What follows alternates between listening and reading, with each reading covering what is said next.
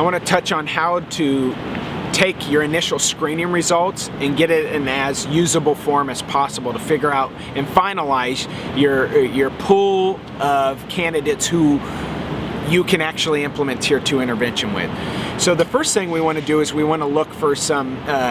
false positives, kids who are incorrectly identified as in need of an intervention. And often we can kind of sift through the data as a team and realize this student doesn't really have a need for an intervention. So we just want to sift through the list and wean out those kids as quickly as possible. Other things we want to look for is if there's a disproportionate amount of kids being identified from a particular setting, say like a music class or one environment, often that indicates a need for a Tier 1 enhancement, which would involve coaching and supporting the staff in that environment, and not necessarily that there's a bunch of kids who need interventions and we have to layer in all these interventions on top of that classroom or that environment. So we can look for those types of themes in the data and realize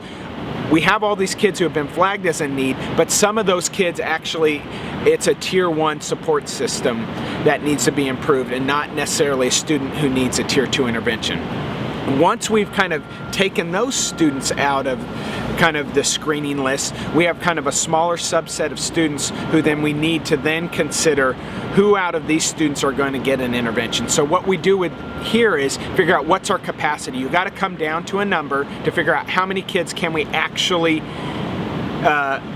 support in Tier 2, and that's going to boil down to the number of people who can kind of case manage and shepherd interventions, as well as their fluency with getting those interventions up and running. Whatever number you arrive on, you want to be ambitious but reasonable, because if you overwhelm the system, implementation's going to be weak, and you might as well not even implement the intervention because it won't drive the outcome. So you need to consider your capacity, then you have your list, and what's likely going to happen, you're going to have way more kids on your list than is your capacity. So then you have to triage your list to figure out who needs the interventions the most. And so then you take the kids who are on the top and you align that with your capacity, and those are the kids you then begin the AIM process with, by beginning with that assess step, which means assess to match the intervention and gather baseline, and then you begin the implementation process.